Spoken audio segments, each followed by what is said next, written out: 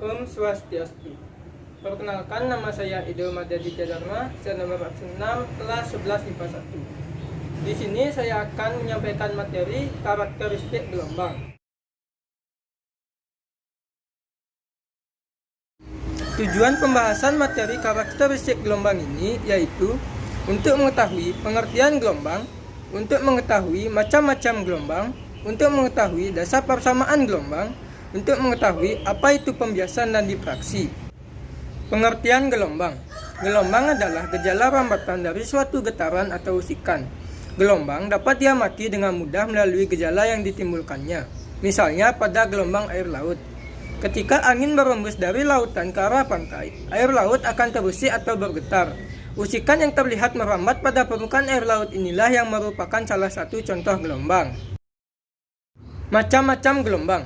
Gelombang dapat dibedakan menjadi 3 jenis, yaitu yang pertama berdasarkan medium perambatannya. Gelombang dibedakan menjadi 2, yaitu gelombang mekanik dan gelombang elektromagnetik. Gelombang mekanik adalah gelombang yang dalam proses perambatannya memerlukan medium atau zat perantara. Artinya, jika tidak ada medium, gelombang tidak akan terjadi. Contohnya yang pertama, gelombang bunyi. Gelombang bunyi yang zat perantaranya adalah udara. Jika tidak ada udara, bunyi tidak akan terdengar. Yang kedua, gelombang tali. Gelombang tali yang zat perantaranya adalah tali itu sendiri. Yang ketiga, gelombang air laut yang zat perantaranya adalah air. Gelombang mekanik memiliki beberapa sifat khusus, yaitu sebagai berikut. Gelombang mekanik memiliki frekuensi yang terbatas, dan gelombang mekanik hanya dapat didengar oleh manusia pada frekuensi tertentu, yaitu 20 hingga 20.000 Hz.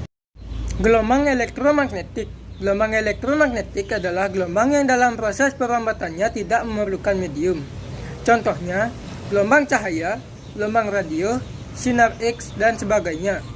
Gelombang elektromagnetik memiliki beberapa sifat khusus, yaitu yang pertama, gelombang elektromagnetik memiliki frekuensi antara 103 Hz sampai 1020 Hz. Yang kedua, gelombang elektromagnetik dapat membentuk spektrum gelombang. Yang ketiga, gelombang elektromagnetik tidak sensitif terhadap pendengaran, tetapi ada yang sensitif terhadap penglihatan, seperti cahaya tampak. Yang kedua, berdasarkan arah getar dan arah rambatnya, gelombang dibedakan menjadi 2, yaitu gelombang transversal dan gelombang longitudinal. Gelombang transversal adalah gelombang yang arah getarnya tegak lurus dengan arah rambatnya. Bentuk getaran pada gelombang ini berupa lembah dan bukit.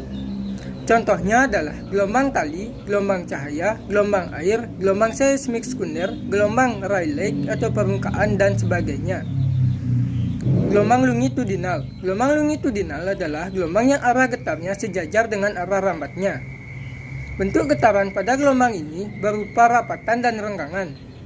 Contohnya adalah gelombang bunyi, gelombang pegas, dan gelombang seismik primer. Yang ketiga, berdasarkan amplitudenya. Gelombang dibedakan menjadi 2, yaitu gelombang berjalan dan gelombang stasioner. Gelombang berjalan adalah gelombang yang amplitudenya tetap setiap saat. Artinya, setiap titik yang dilalui oleh gelombang bergetar secara harmonik dengan amplitudo yang sama besar. Contohnya adalah gelombang bunyi. Gelombang stasioner merupakan hasil perpaduan 2 gelombang atau gelombang datang dan gelombang pantul, yang amplitudo dan frekuensinya sama tetapi arah rambatnya berlawanan. Pada gelombang ini, tidak semua titik yang dilalui mempunyai amplitudo yang sama. Ada titik-titik yang bergetar dengan amplitudo maksimum yang disebut perut, dan ada titik-titik yang bergetar dengan amplitudo minimum yang disebut simpul. Persamaan dasar gelombang. Dapat dilihat di sini terdapat contoh gelombang transversal pada tali dan gelombang longitudinal pada pegas seperti dalam gambar tersebut. Besaran-besaran yang terlibat dalam pembahasan gelombang adalah sebagai berikut. Yang pertama, amplitudo gelombang. Amplitudo gelombang atau simpangan maksimum adalah jarak puncak gelombang ke titik acuan, biasanya titik 0. Satuan amplitudo gelombang adalah meter. Yang kedua, panjang gelombang. Pada gelombang transversal, panjang gelombang didefinisikan sebagai jarak antara 2 puncak atau 2 lembah yang berdekatan.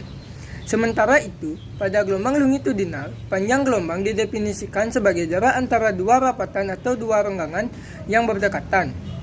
Satuan panjang gelombang adalah meter. Yang ketiga, frekuensi gelombang. Frekuensi gelombang adalah banyaknya gelombang tiap satuan waktu. Satuan frekuensi gelombang adalah Hertz. Yang keempat, periode gelombang. Periode gelombang adalah waktu yang dibutuhkan oleh gelombang untuk menempuh satu panjang gelombangnya. Satuan periode gelombang adalah sekon. Yang kelima, cepat rambat gelombang. Cepat rambat gelombang adalah jarak yang ditempuh gelombang tiap sekon. Satuan cepat rambat gelombang adalah meter per sekon. Pembiasan atau refraksi. Pembiasan adalah peristiwa pembelokan arah lintasan gelombang. Pembiasan terjadi karena gelombang melewati bidang batas antara dua medium dengan indeks bias yang berbeda. Indeks bias adalah suatu besaran yang menyatakan kerapatan suatu medium. Indeks bias dapat didefinisikan sebagai perbandingan antara cepat rambat cahaya dalam ruang hampa dan cepat rambat cahaya dalam suatu medium tertentu. Secara matematis, indeks bias dirumuskan sebagai berikut. Pembiasan dapat diamati ketika cahaya merambat dari udara ke air.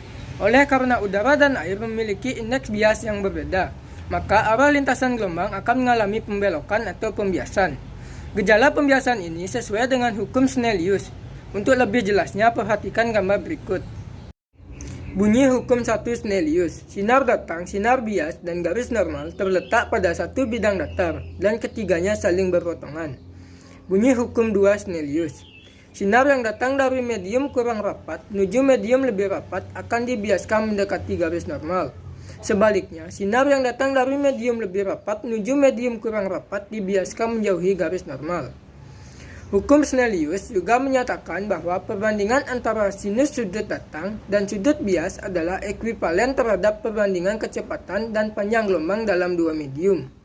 Selain itu, perbandingan antara sinus sudutnya juga merupakan kebalikan dari perbandingan indeks biasnya. Difraksi atau pelenturan.